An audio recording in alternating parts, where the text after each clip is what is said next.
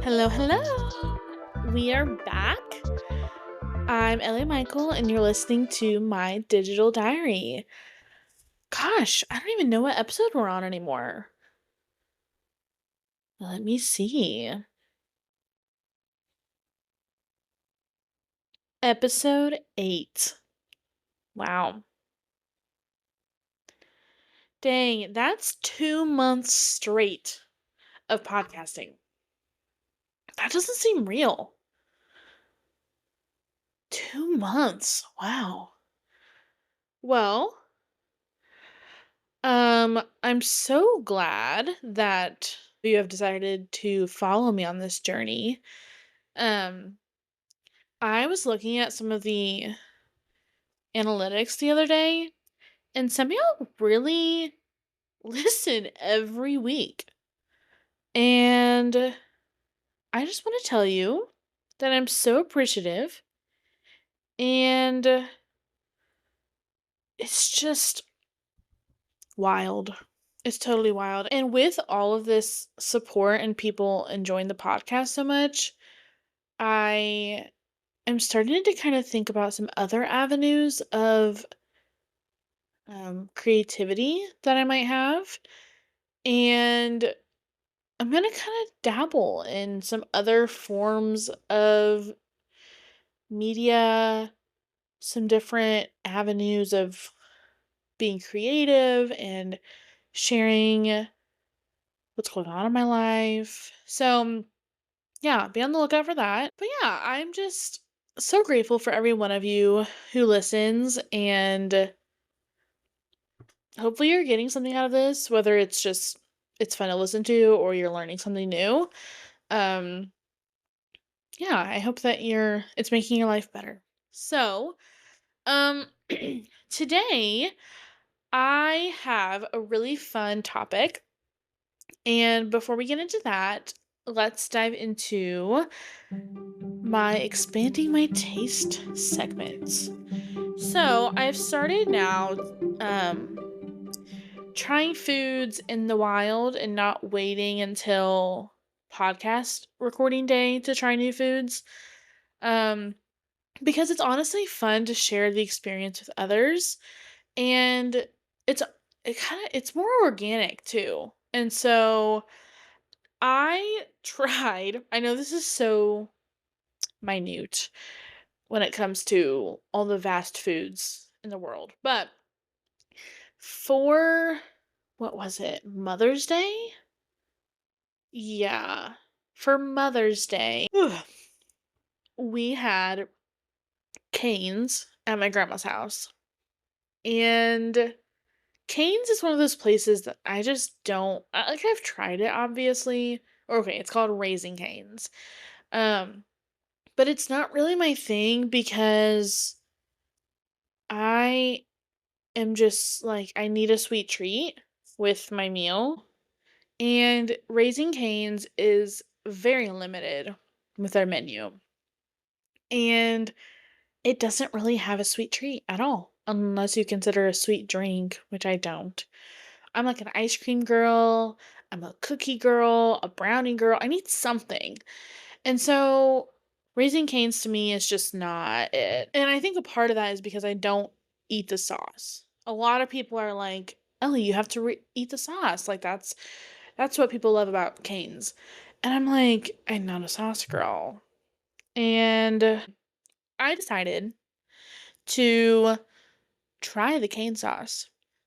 Now, I have a whole episode prepared where me and two of my friends are going to get together and we're going to order like possibly a small nugget tray for the three of us to munch on.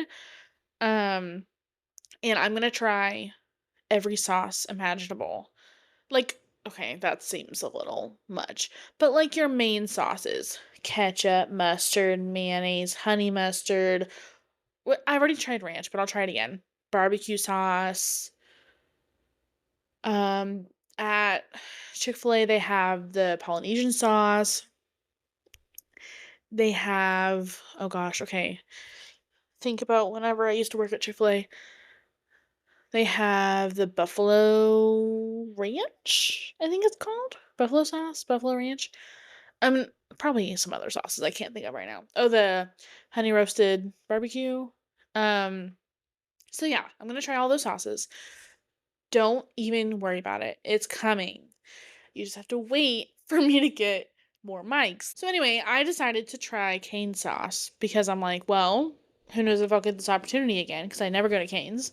And it was free. So I was like, at least I can try it and not like waste my money on it. Sorry, grandma, grandpa. But yeah, so I recorded myself and I'm gonna play it into the microphone, and you will get to experience me trying Cane's for the very first time. Or Cane's sauce for the very first time. Let me pull it up. Here it is.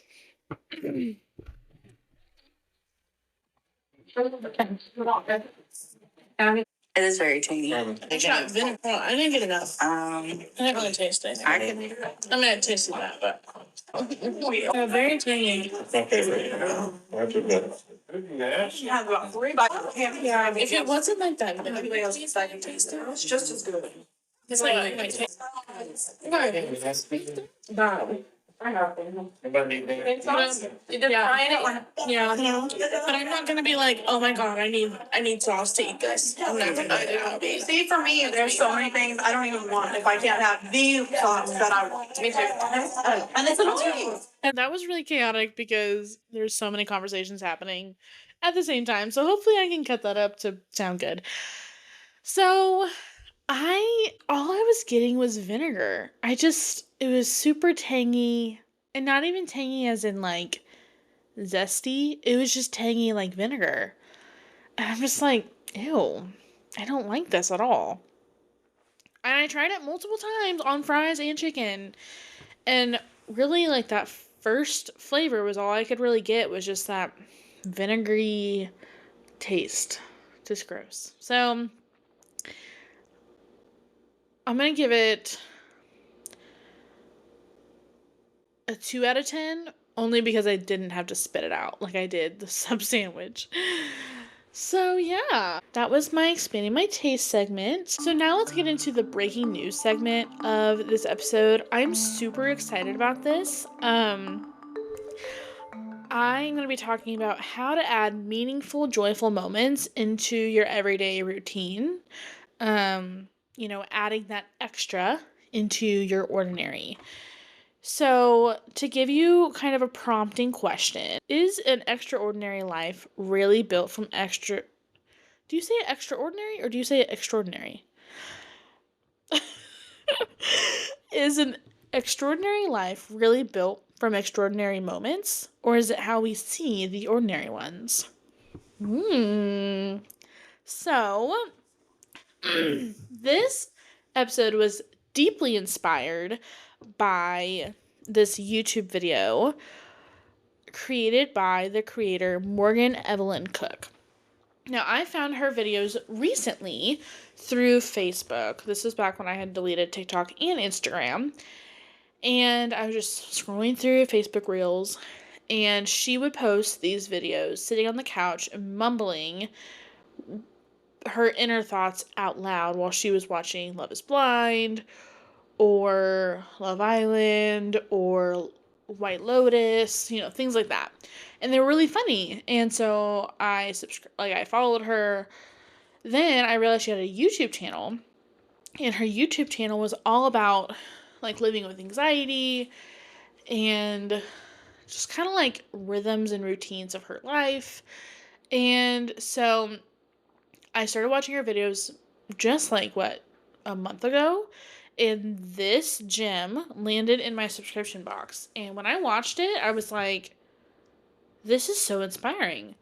So she says a couple of things that really just reminded me of things that I already knew, but for some people could really shift the way you see the world. So she says that you need to be mindful of who you surround yourself with, because they influence how you experience your life. And when it comes to how you experience your life, on how you live your life, it's important to prioritize what truly matters. Your priorities could be work and your health and your relationships and your spiritual growth. And it's up to you to rank them based on your own moral code and then choose to live out your life as though those priorities are real to you. Like your actions should back up how you rank your priorities. And she ends the video with this line, and it shook me. An extraordinary life is not out of reach. The extraordinary is hidden in between ordinary moments, if only you look close enough to find it. Ah, amazing. Amazing. So it really just helps me to slow down and romanticize and savor the mundane parts of my day. And so I decided to look up some articles on this experience of adding extra to your ordinary. And they also gave me some insight. So I read an article from The Guardian, and it talks about this concept of looking forward to small daily pleasures. And don't wait for big things. Find joy in what's already planned. So, it talks about like these rituals. Now, routine sometimes can put people in a box and feel like they're chained down to their routine. And to me, I love a routine, but I've seen in articles that the word ritual kind of has a different connotation to it, and it's done because you're like taking care of a part of your soul, or you're taking care of your home, or you're taking care of things. And so it's more of a caring connotation than routine, which is very rigid and uncompromising and things. So these rituals that you might have a morning ritual of like your whole morning routine, or maybe it's just how you fix your coffee or your tea in the morning. Maybe it's your shower ritual. Maybe you have special scented um, body wash and lotion that you look forward to. Maybe you have beautiful teacups or mugs, or doesn't have to be too fancy, but something in your ritual of creating coffee that gets you excited about it.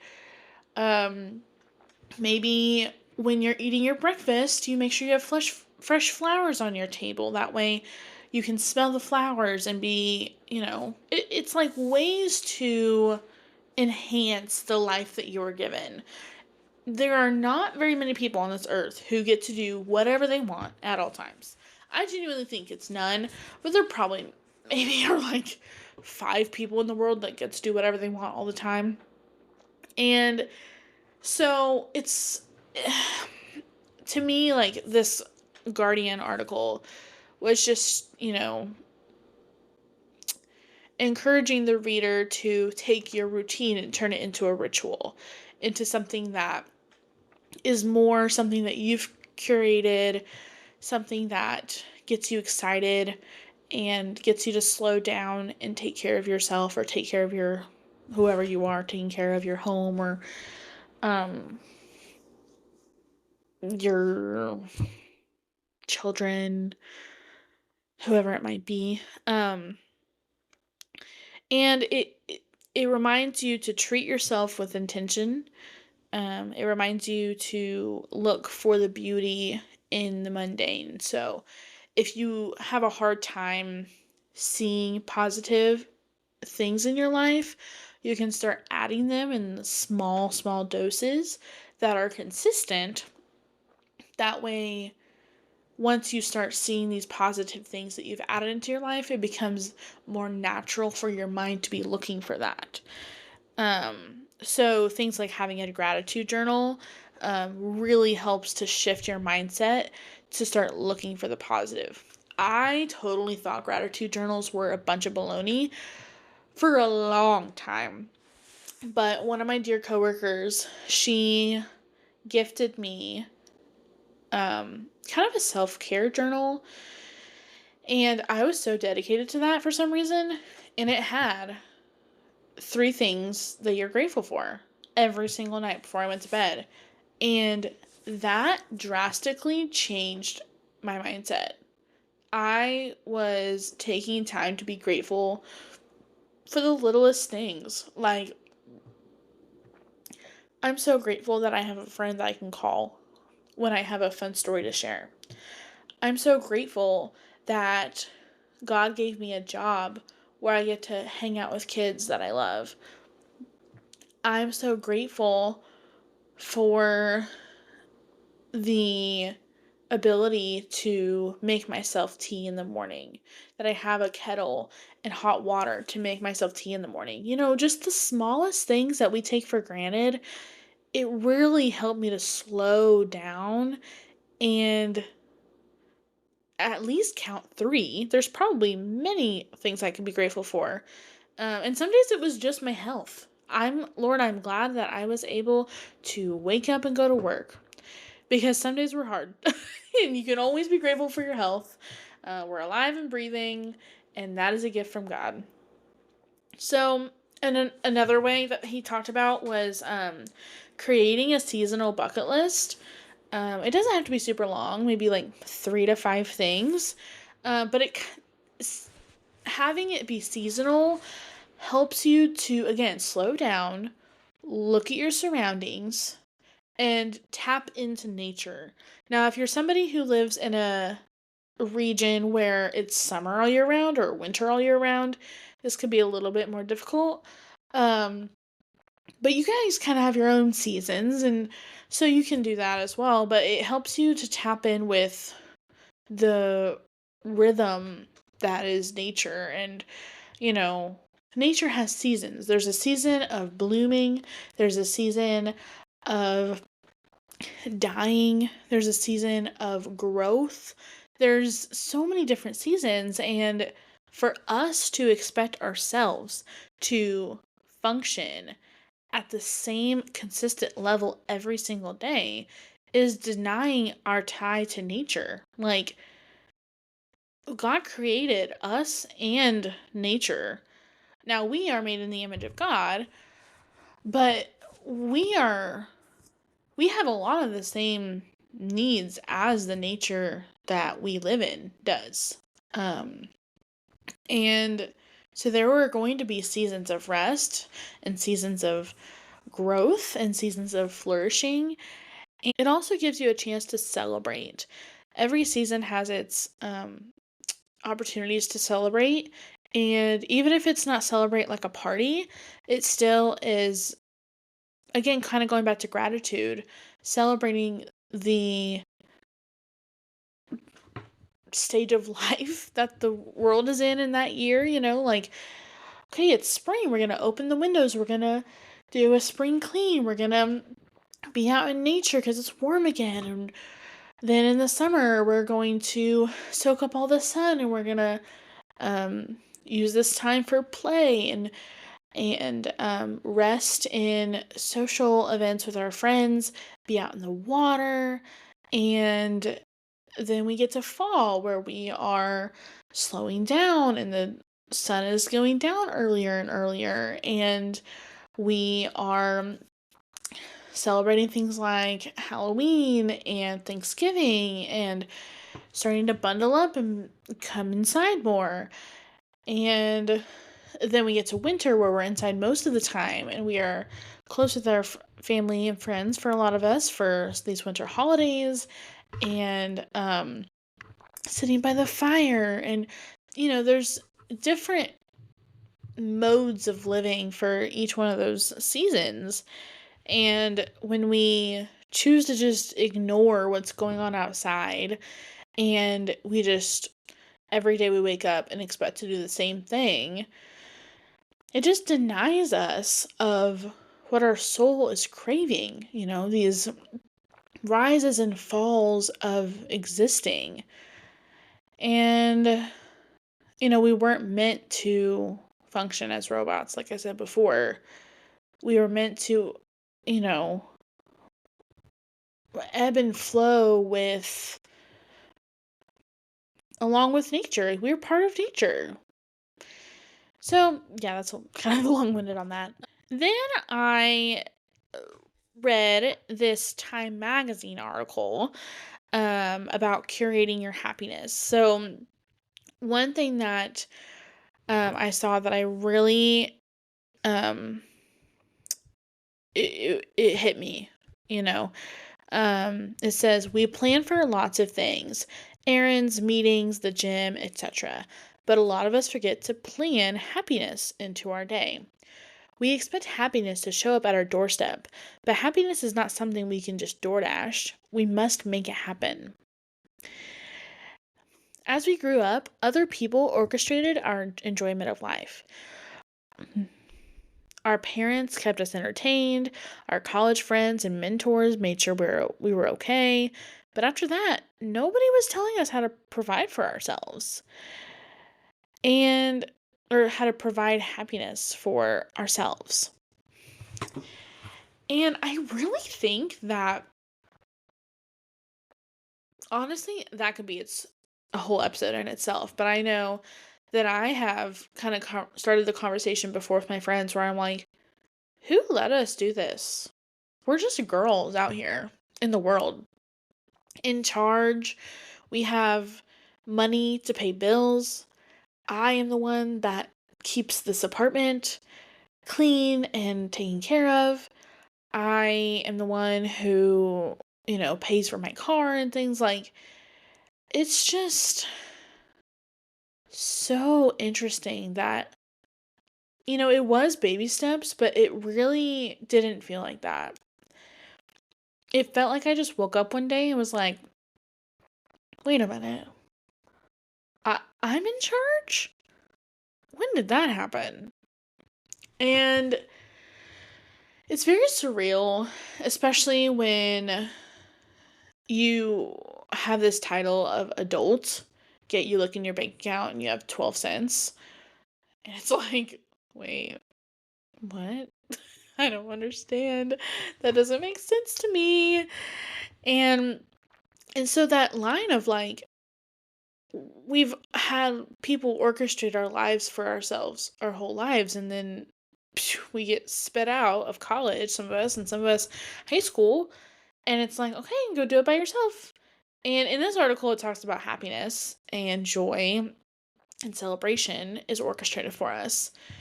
And it's really on us now to facilitate that in our lives. We are the ones who must, like, we can't blame anyone else for our lives not being happy.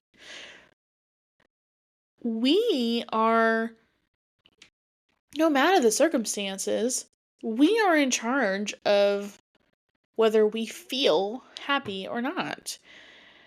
And I know that's a tough pill to swallow, but I've been through many seasons of my life.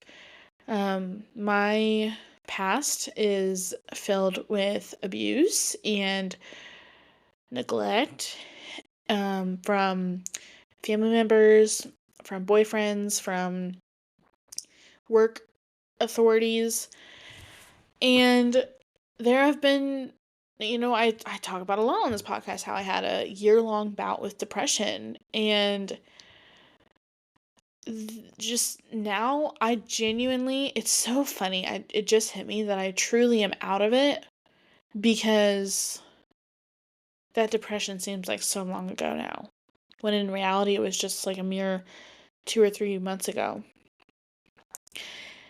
And it's up to us to reframe our mindset.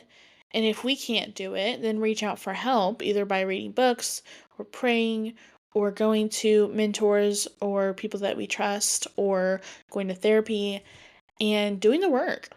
It's on us. And So, this Time magazine talks about having joy anchors in your life. So, these things are scheduled and planned out every week, every month, every year. Things that, are anchored in place. We can rely on them. They could be like a weekly movie night, they could be a creative hour in your day or in your week. Um, then you can also, it gave us this tip, it gave me this tip that instead of using your Sunday to relish in your scary Sundays, in your Sunday scaries, use your Sunday to plan fun appointments. So look at your week, and my suggestion is to start with just one. If you don't have any joy anchors, start with one and see if you can commit to it. And if you have margin, I would try to plan for 3. And I would suggest that, now this is asking you to be brave. My suggestion is that if you plan a fun appointment with a friend or with a family member or with a boyfriend or something like that, and they back out, I suggest, if at all possible, you do it anyway by yourself. It is so liberating to know that if I want to do something, I can do it by myself. I go grocery shopping all the time by myself, which that's not earth shattering. Um, I go out to eat by myself. I just did that just the other day. Um, I go to the movies by myself. I went to a concert in Kansas City by myself, stayed the night and everything. And it it's like, how hard are you willing to fight for joy? Are you going to let it be dependent on whether or not someone else is there with you? My dad has always told me, if you can't be happy alone, then you're doomed.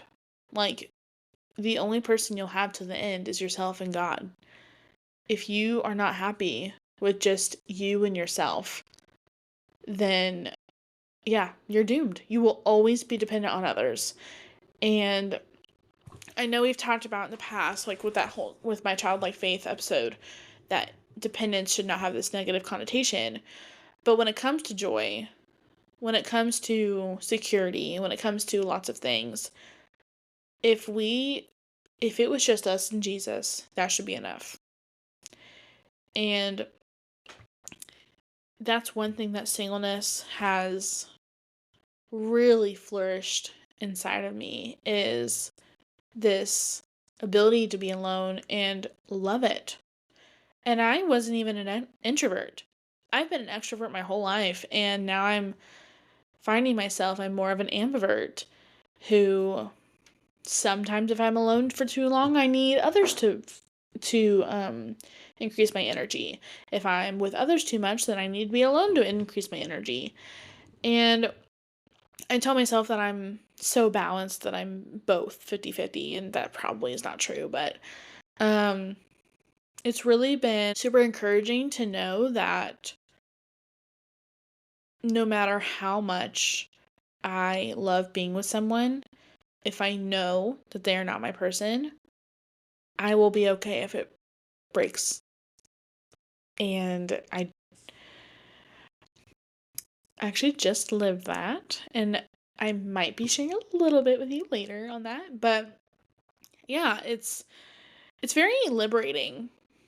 And um yeah. Let's go into our last source, which is a Russian Forbes article that was reposted on LinkedIn. And this is more about just really prioritizing and being conscious of how your actions are aligning with what you say you prioritize. So he says, if you really are interested in working on this, It's super important to take a week if you're that disciplined, but if not, a couple of days to track how you spend your time. Get an empty planner, like print a template online of like every hour of the day. And then you write next to it what you did. And a lot of us, for at least 1 hour of the day, are going to have to write, scroll on social media, or watch Love Island on, what is it, Netflix? I don't know. I don't even know what it's on. And you're going to be face to face with how you spend your time. And that will really show you, okay, are my actions aligned with my priorities? Because I genuinely think that if we were to think back without writing it down, if we were to think back on, like, I think last night while I was getting ready for bed, I was laying down, I was scrolling, and I probably only scrolled for like 10 minutes. Take that same, like, estimate. Just before I recorded my podcast, my grandma texted me, hey, if you don't have church tonight, can you give me a call? And I love talking to her. So I sat on my couch and we talked. I thought it was 20 minutes. Now, I'm a really bad estimator, but I think a lot of us have this as well. I was like, oh, it was a 20-minute conversation. No, 59 minutes. So basically an hour. That same concept happens when we scroll, if not worse. And so we think it's like 10 minutes. It's probably at least an hour and a half. It just sucks you in, and you think these like 2-3 minute videos are nothing. Well, then you are stuck watching a 15-minute video and you're sucked in, or you find a 70-part I don't even know what you call it, series, I guess. And it's crazy. So yeah, just if you're interested, try that exercise of, if you can, a week, if not 3 days, try to get at least one weekend day in there, of tracking what you do with your time. And then, or maybe even first, before you even do it, write a list of your priorities ranked 1 to 5 or 1 to 10 or whatever. And 1 being the most important, 10 being the least. And then do the time tracking thing and see if it lines up. Because I guarantee you, unless you're like a content creator, social media is not going to be anywhere on your priority list. It's not on mine. Mine is like God first, friends and family second, work third, which this is probably like not great. My health fourth, cleanliness of my home, like my errands, life responsibilities fifth. Fun is somewhere in there. I would really have to write it down, but like social media, like scrolling on Instagram is nowhere on my priority list. Now, I do keep up with politics, funny enough, on Instagram, because I follow a bunch of senators and U.S. representatives and things like that, but genuinely, like, I went without Instagram for a very long time, and the only reason I got it again was, this is a little bit embarrassing, but to post stories about my podcast episodes. It's all about marketing, people. You gotta remind people that you have stuff going on. So, anyway, just try it out and see. And like after you see that, try replacing just one of those energy draining habits with a energy replacing habit, or find one energy draining habit that has a lot of hours in your week and try cutting it in half. Whatever you need to do to And this is if you're unhappy with your life. If you're genuinely like, I love every single day of my life, I wake up excited for the day, like, this maybe isn't for you, but it still would be interesting to see if there's pockets of your day that you're like, that doesn't really give me peace. Um, Maybe I could switch that up. So just remember, you don't need to wait for these big life changes like a marriage or a baby, or for me especially, a job change or graduation or moving to that amazing city you want to live in or finally getting the promotion you want. All these different things. You don't have to wait on that to be happy. You can start now. They say like water your own grass instead of comparing the grass on the other side of the fence. Um, so I would suggest all of you to try one of the practices that was mentioned in today's episode.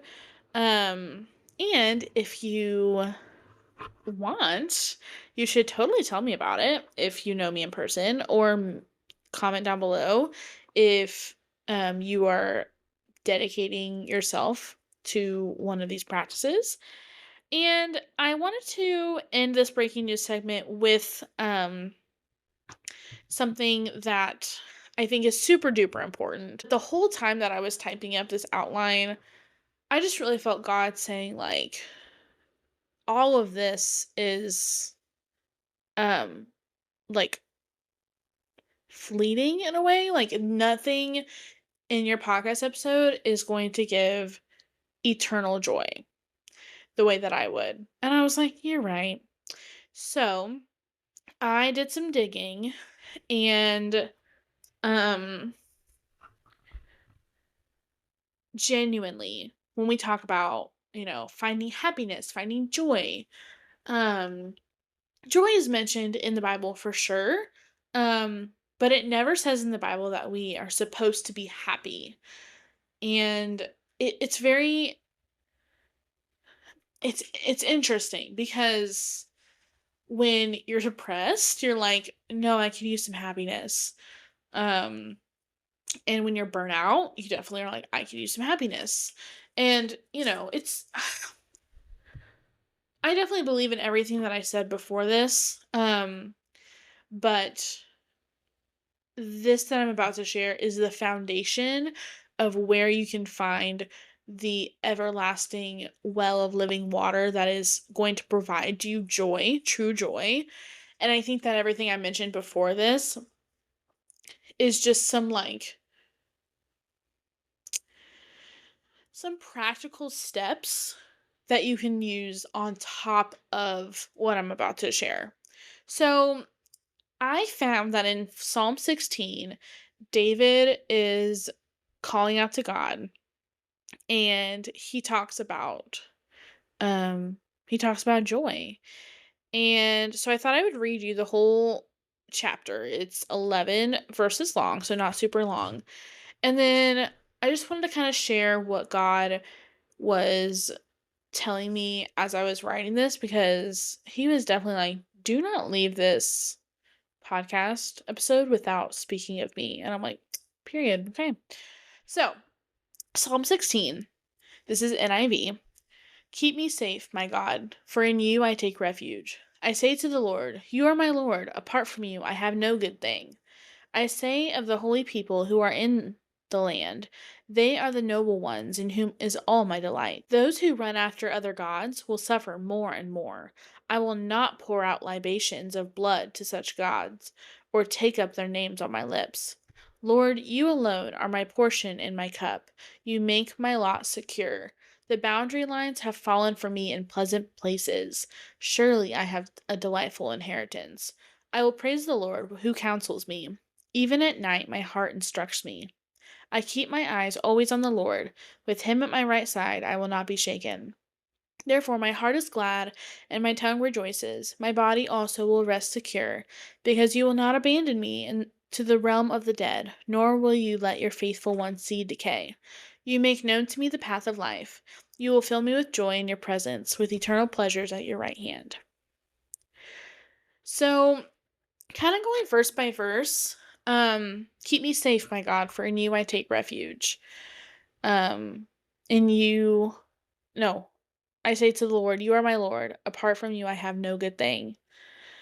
Um, every time that we are feeling doubt, every time we're feeling depressed, every time we're feeling scared, the Lord is the place to take refuge because apart from Him, we cannot have good things. Like on the outside, they can look like they're good things, but genuinely, our soul is not in a good place without God. Now, I have walked this many a times where on the outside it looks like I have a fantastic life and I'm super happy and super blessed. But because I was sinning, I had turned my back on the Lord and my soul was not a good thing. It was not a good place. And ultimately those things will fall away. Um it says in verse 4, those who run after other gods will suffer more and more. So when we're striving after things and idolizing certain achievements or certain material things that we are striving for, we will just continue to suffer. There's no we can't bring this stuff with us. And I actually just read this in Revelation today. Let me pull it up because Revelation, this is my first time reading through it. It's not as scary as I thought it was going to be. I mean, it's a little frightening, but not as bad as I thought it was going to be. So this is in Revelation 18 where it's talking about the fall of Babylon and it's really short and like I feel like I would have normally skipped over this, but after like being in the Bible for so long and looking for things because of like the companion guide that I follow, um, it really hit me differently. And there's all these worldly people that are living there, and they're like, alas, alas, that great city that was arrayed in fine linen, in purple and scarlet, and decked with gold and precious stones and pearls. In 1 hour, such riches came to nothing. If we're chasing after a job, a husband, a child, material things, a house, a city to live in, a amount of followers on social media, like whatever it is, it could all be gone like that. I was telling my friend, I'm like, when I have chased after things that are not mine to have, God makes it so known to me that He is chasing after me. Like, no, no, no, my daughter, come back. And He will take that away from me. Like, we don't know how long we're meant to have these things that make us quote unquote happy. That will actually just make us suffer more because we're trying to fit an object into a God sized hole. Further along is a line I really like. The boundary lines have fallen for me in pleasant places. Surely I have a delightful inheritance. So, when it comes to joy, I have learned in these past like week or two, when we are obedient is when we find the most joy. In these steps of obedience where God knows that we've sacrificed something, He blesses us with more of His presence. And more of His presence equals more joy. And these moments where I'm in my word and I have disciplined myself and I have sacrificed part of my sleep to wake up earlier so I can be in my word before I go to work, He blesses me with wisdom. He blesses me with peace, with joy, with wisdom to share with my friends, with, like these scriptures are written in my heart. Like, that's where true joy comes from, is from these steps of obedience that God sees and these sacrifices that we're making. And like today, I have felt so much joy when nothing in my life has changed except for the fact that today I didn't wake up on time to read my Bible before work. I brought it to school to read during my lunchtime. I didn't because I had a meeting during my plan time. My meeting was cut short. I still didn't read my Bible. But, not to fear, for the first time in my entire life, I read my Bible not in the morning, I read it after school. And that just shows myself that I really am disciplined to read the word every day. And it shows God that I am sacrificing this weird thing in my brain that's like, if it's not done in the morning, I'll just wait till tomorrow. And I'm showing him that I can be obedient. And it's with his help, of course. Like, he is drawing me into the word because it brings more of his presence. It's like a cycle. And then when we go off and chase these other gods, we're out of the cycle. And so we're like, what's wrong? Why am I sad? Why am I chasing after things? Why am I, like, not happy? Like, why am I striving for things that don't bring me joy? And it's like, we're not in the cycle. Like, it's like the circle. It's like us and obedience and more presence of God and joy, and then us. It's like the circle. I wish I could like draw it for you. um so that's something I've really like has been like the most major thing in my life right now. I will praise the Lord who counsels me. Even at night my heart instructs me. So like we I praise the Lord because every time I call on him, he answers. It may not be the answer that I'm looking for. It may not even answer the question at all, but he answers. He lets me know that he is near, that he's with me. Um I keep my eyes always on the Lord. With him at my right hand, I will not be shaken. So like again, like I said, like being in my word, that's like my one thing I told my friend today on the phone, like being in the word is that one thing that like clicks me back into this cycle, is like really studying the word, and not just even on a verse, but like in the chapter, and like learning more about God, and like um I don't know, it just really like lights my heart on fire.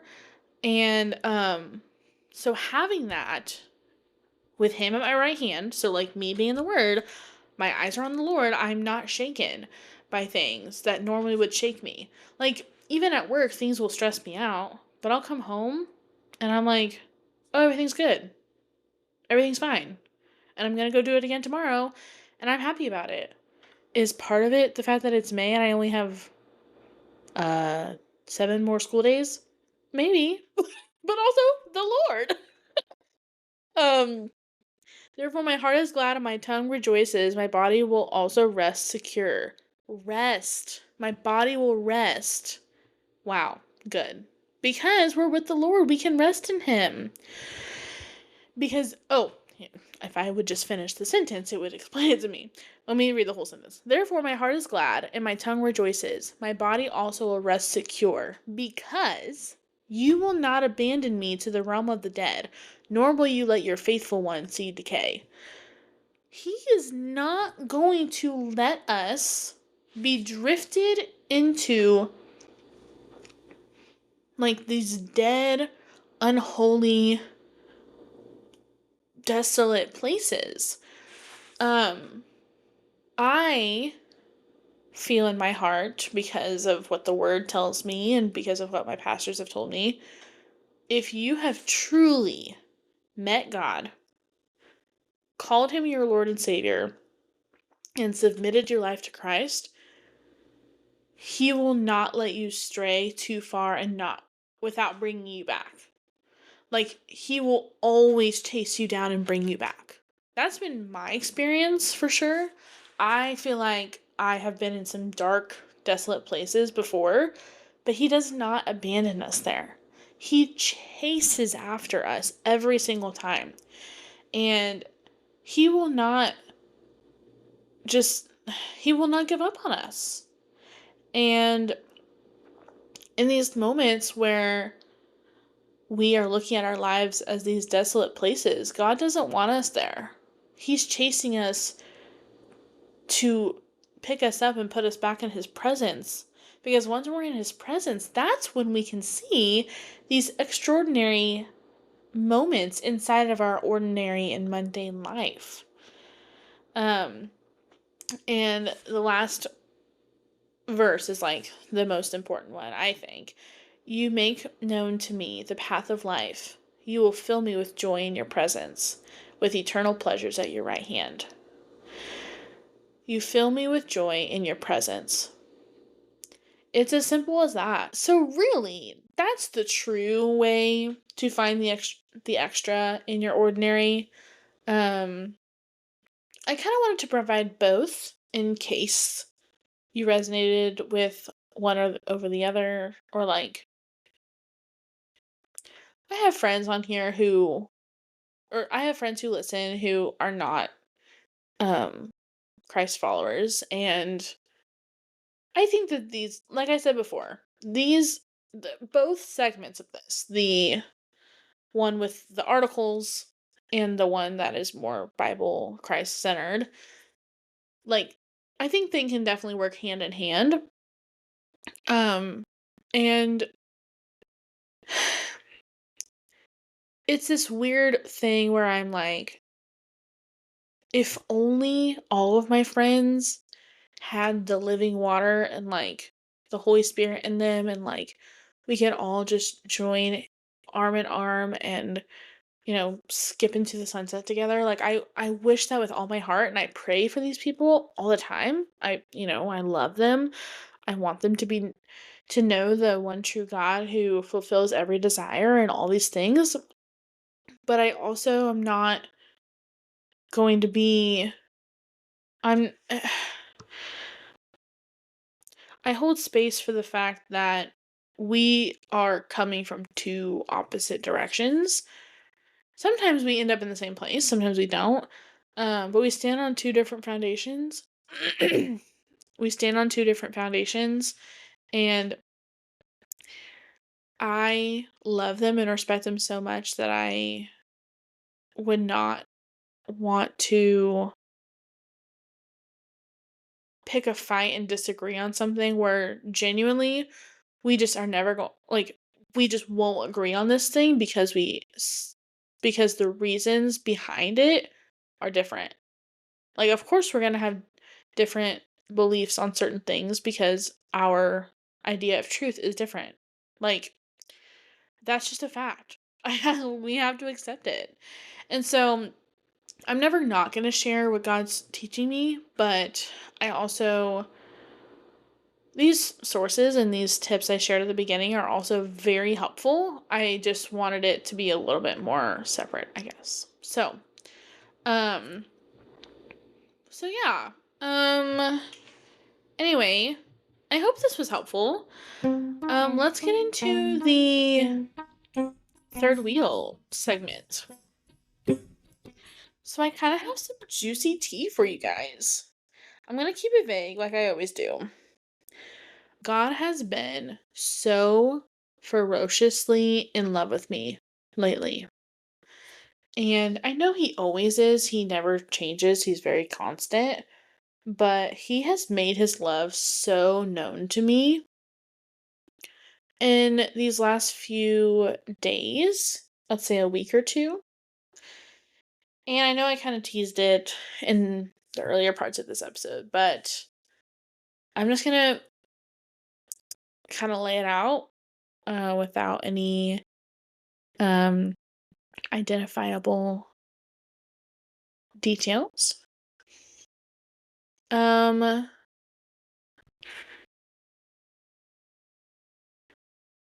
okay. So, as you all know, I went through a year-long depression, and I had no fight in me. I had no energy to fight. I was desperately looking for someone else to take care of me because I did not have any energy whatsoever. And an opportunity came for someone to take care of me, and it was sinful. And I said, God, should I do this? And God said, you're looking for me, but you are going to choose this instead. That's not going to work. And I said, well, I'm just going to try it. Me, a 25-year-old Christian who's been a Christian forever. That's why y'all just have to let go of this whole thing of like Christians are holier than thou. We are not. We are just as sinful and stupid and headstrong and stubborn and as I say stupid, I'll say it again, stupid as any other person on this planet. We are just little babies. We don't really know what we're doing. I mean, hopefully I get better at this thing called life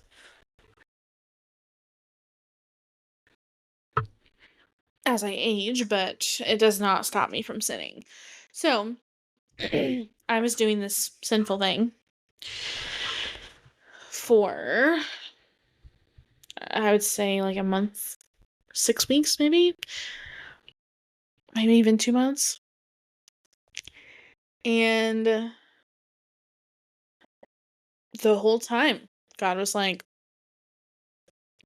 hitting me over the head with reasons why I should not do this. And ultimately, it put me in a spot where I didn't want to pray and I didn't want to be in my word. So I wasn't. I still did everything that made me look like I was a good Christian. I went to church all the time. I was there at least twice a week, if not 3 to 4 times a week. I was talking about God on my podcast. I was talking about God to my friends. I was going to Bible studies. But I was not living it in my own personal walk with Christ. Because I knew every time I would try to talk to him, he'd be like, break this off. Stop doing this. And I didn't want to.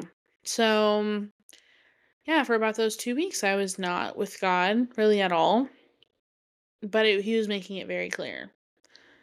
Again, just very jealous for me, very much like, that's not going to fulfill you.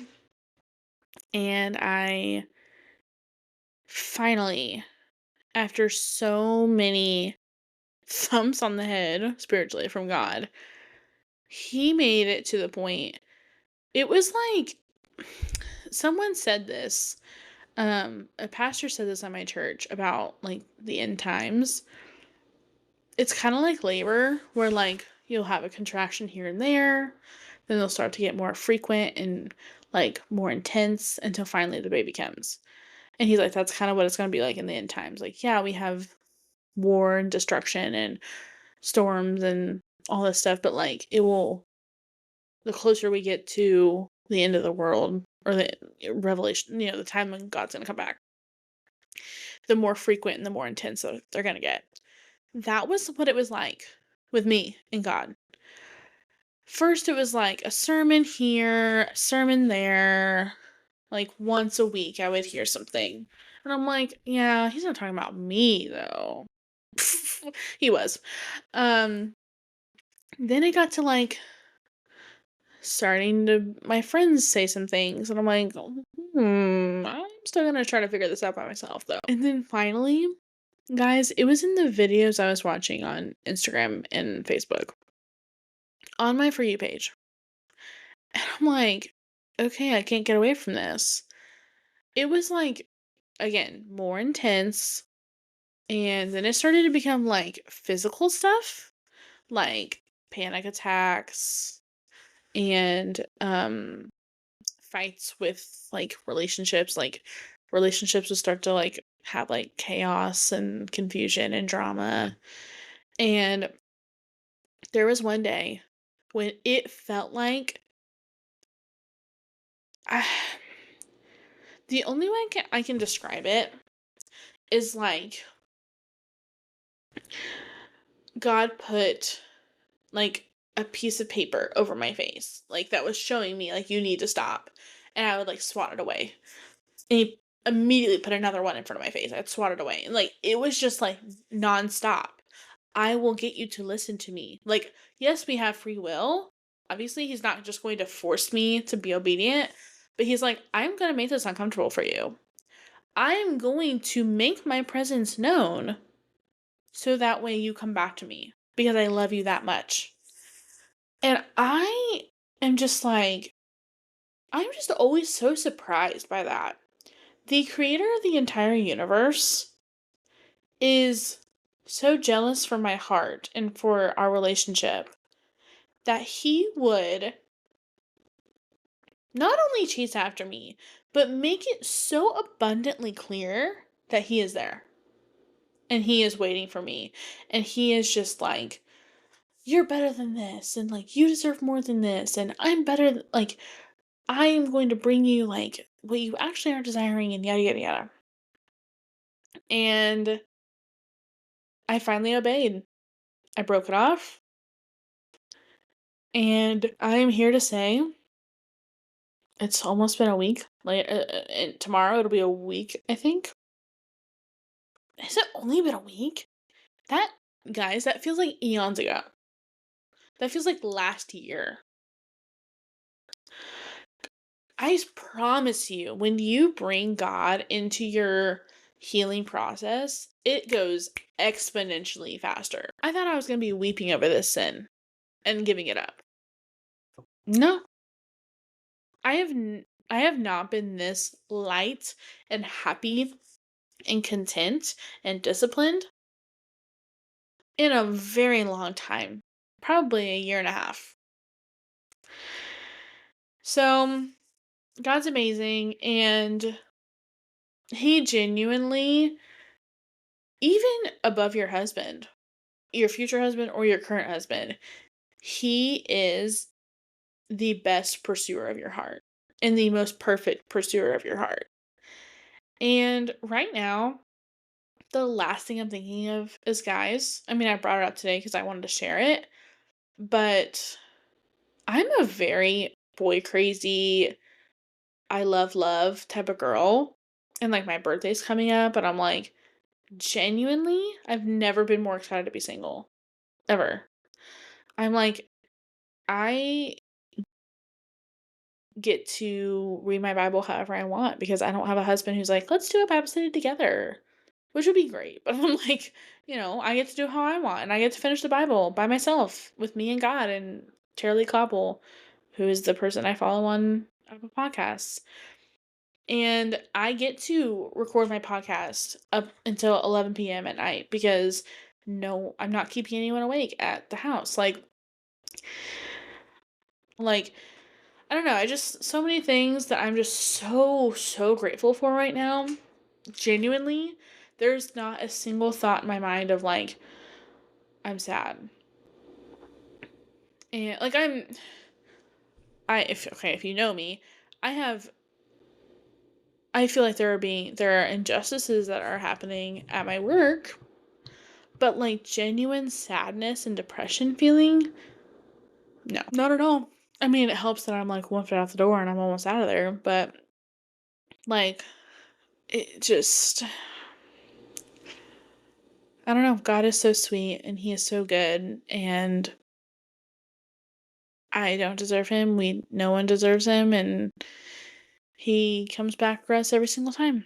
So, um finally for our media roundup, I don't know if I've shared this yet, but I am 1 day away from finishing the entire Bible. Guys, when you are listening to this on Saturday or whatever day, I will have finished the entire Bible. I am so proud of myself. I did this, and God met me where I was through his word. My Bible has 1,103 pages.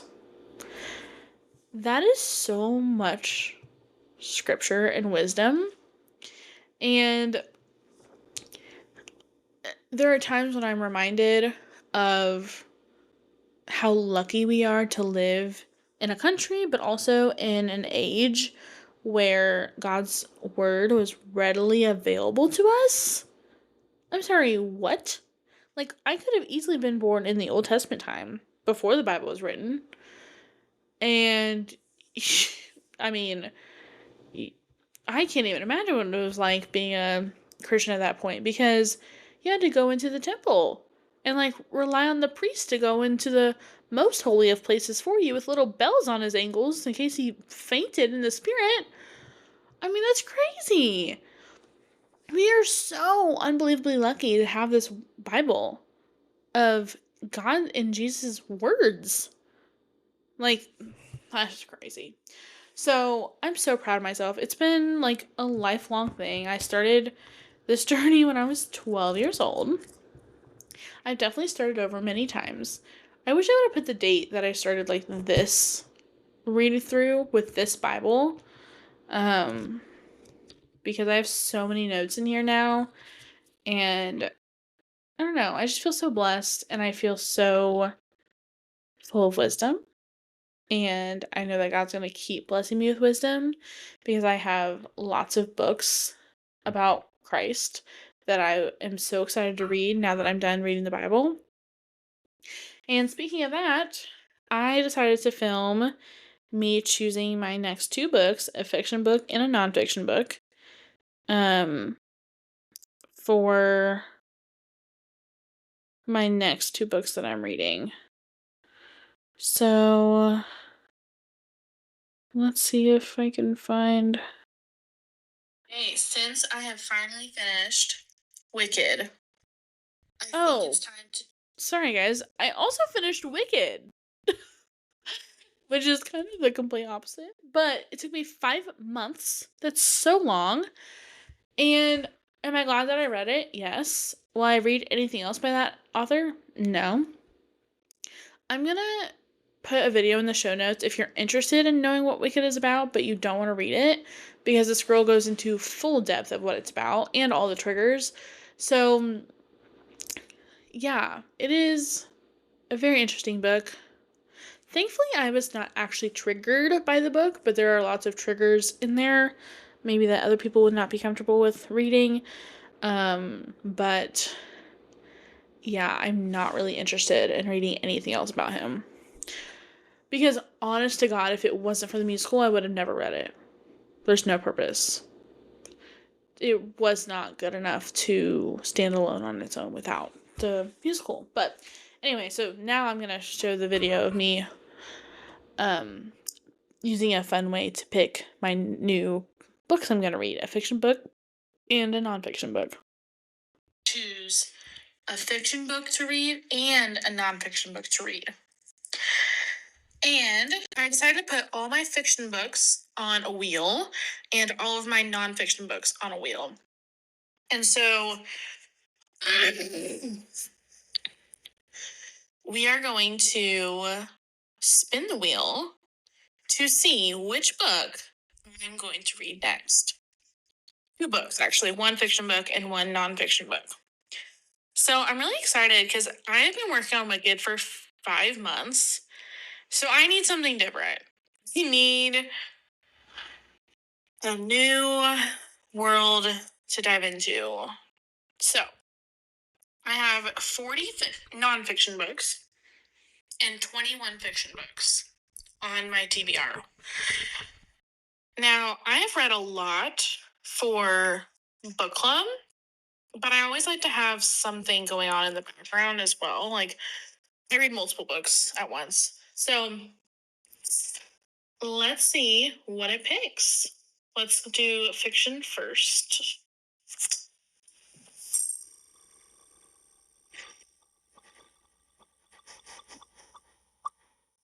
Oh, no. Oh, no. Oh. Okay. So I had a friend give me some books, and they're not really books that I am super into. I'm not really into sci-fi or fantasy, and she gave me a lot of those. Now, I am someone who likes to grow as a person. I don't like to pigeonhole pigeonhole myself. But this is another thick book. This also might take me 5 months to read. So, the book that was picked is the book City of Bones by Cassandra Clare. Oh, this one does have a movie, I think. So at least that's kind of exciting. But I'm not excited about that one. Okay. Now there's a couple on my nonfiction book list that I hope stays unread forever. So if that one also gets picked, I'm not gonna be a happy girl. Let's see.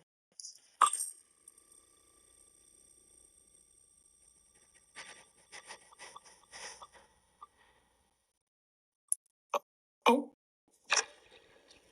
Oh, yay!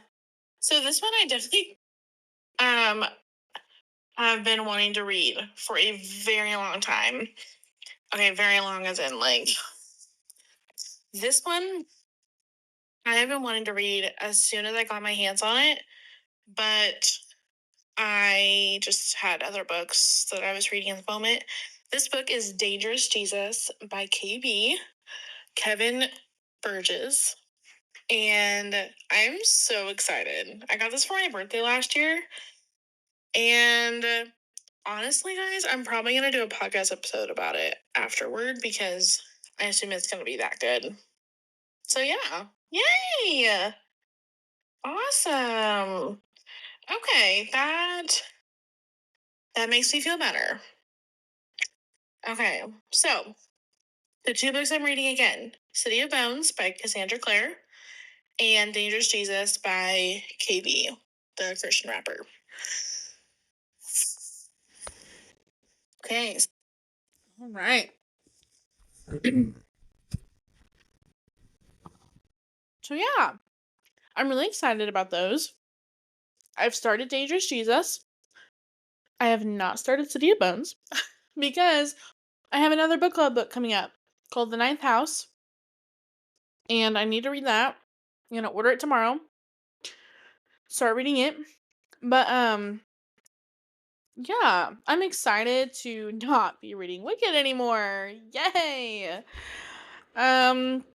For TV, I haven't really. Oh, I did watch Candy's Ski Trip because it was only 3 episodes. Thank God. Um, it was not bad, honestly. Candy's mom has gotten a lot tamer.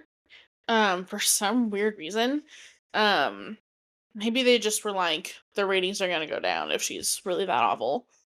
They kind of teased doing a lie detector test with Carmen because Candy's mom thinks that Carmen and Candy's husband. So Carmen is Candy's best friend, and Todd is Candy's husband. So Candy's mom heard word on the street that Carmen and Todd had sex, and they teased having Carmen do a lie detector test, which I would have loved to see, but they did not. But it was okay. It was fine. Um, I'll give it a 4 out of 10. I just don't really like Candy. I think she's annoying. I think that she makes bad life decisions. I think that she is emotionally immature. And I feel bad for Todd. His poor mother died, and now he's left with Candy's crazy family. Just dumb. So, anyway, um, oh, another thing about books. Guys, I read my first comic book ever.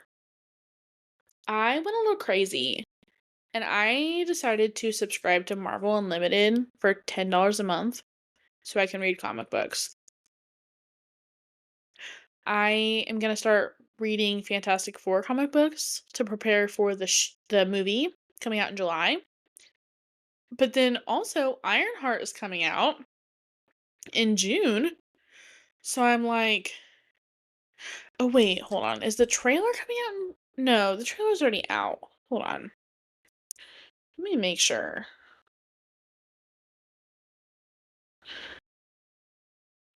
Because I thought I saw that it was like June 14th. Oh, June 24th. Okay. But still, that's soon. So now I need to be reading Ironheart comics. But I'm like, I really enjoyed the first comic that I read. I was hoping, or I was worried that it was going to be like too much for me to understand. But genuinely, comic books are way more to the point and straightforward than the movies are. So I'm like, why have I been afraid of these? So I'm just gonna start from the beginning of Ironheart comics and read those up until the show comes out. And then I'm gonna go back to Fantastic Four and like so I read the first like three or four that are from like the 1960s. And I'm just gonna read as many as I can before the book or the movie comes out.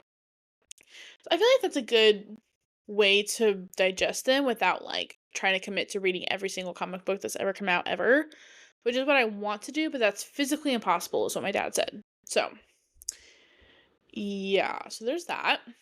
Um, so yeah, other than Candy Ski Trip, I started Real Housewives of OC season 10, which I'm already happy about. I just love the OC. I'm excited for that. We have a new girl that's coming on the show for that season, and she seems like a total train wreck. Basically, like Brandy Glanville, and is that her name? Glanville? And oh, what was her name? The crazy one from New York. Kelly. Oh my god. So she's kind of like Kelly and Brandy morphed into one, which is like the two my two least favorite characters in Bravo. Seems like that's the vibe she gives. So we'll see what havoc she wreaks on the OC. Um, movies wise, I haven't watched any. Um, I really need to get on these Fantastic Four movies though, like real bad, because there's a couple of them. Like there's like seven, I think. So I really gotta get with it. I gotta read like, or I gotta watch like at least like two a week. But I mean, once school is out, I can really dedicate some time to it. But yeah, I think that's all I've got for today. I'm so tired. It's 11:16 now. Tomorrow's going to be rough. But thank you guys so much for listening. You guys, it means so much to me that I have people who like today I was on the phone with my sister and she was like, "Gosh, like I haven't read last Saturday's episode." Read. Oh my god. I haven't listened to last Saturday's episode. Like, I don't know what's wrong with me. And I'm like, girl, it's Wednesday. Like, you're fine. Like, the fact that like people listen every week, it's actually crazy. Like, we were talking about it, and she was like, it's kind of like you're just sitting on the couch with me. And I'm like, that's the vibe I wanted to give. Because honestly, if you don't know me super well, I want to tell you that like genuinely being my friend is like me telling you about my hyperfixations. Um, and like getting really deep and like serious about it. Like I was on the phone with my grandma and she was like, I've learned a lot from you. Like I learned a lot about the Pope. And I laughed out loud. I'm like, you listen to that one? Which I mean, I knew she would listen to that one because she's really into history, especially British history. But like, she's like, yeah, I didn't know very much about it. And I'm like, yeah, I didn't either. Thanks for following me along on my hyperfixation on the Pope. And then I posted about the Pope. There's a new Pope, everyone. Pope Leo. I don't remember what Roman numeral comes after it, but he's the first American Pope. He's from Chicago. And I think I'm gonna like kind of keep tabs on him a little bit. Like maybe I don't know if he has an Instagram or if he's allowed to have an Instagram. But maybe like the Catholic Church has an Instagram and I could follow them. Guys, that's how I keep track with the times. If y'all don't post on your Instagram stories, I'm not going to see it at this point. Thank God senators and US representatives and like cabinet members and stuff, like they all have Instagram because that's how I need to get it. It's just in a bite-size article piece. And then like if I really am feeling like super motivated, I'll click on the link and like actually read the article. If it's free, and not if it's not free. So, anyway, thank you guys for listening again. I love you so much. I saw this outro from somebody and I might steal it. I don't know if I'll remember this for next time, but I love you guys so much, but God loves you even more. See you next Saturday. Bye.